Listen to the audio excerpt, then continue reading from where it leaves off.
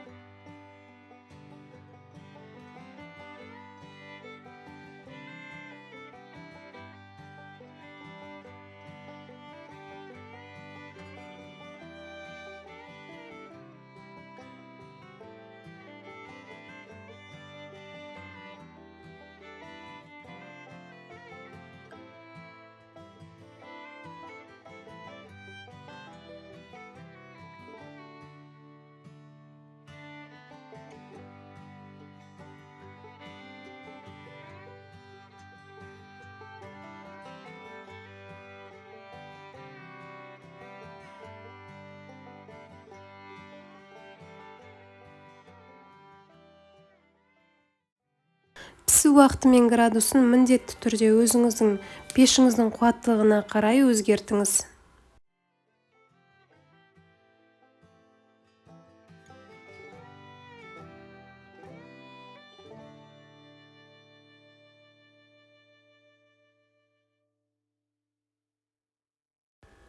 Балдың сапалы түрін пайдаланған жөн.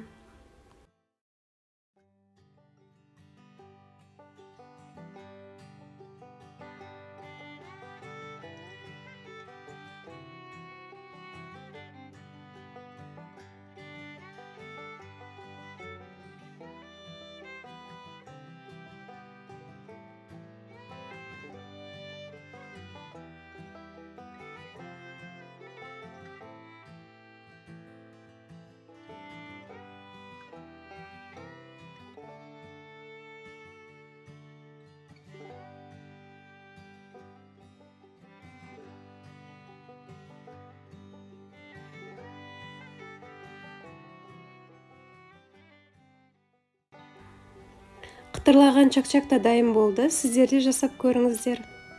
Келесі рецептте кездескенше сіздермен болған Дана.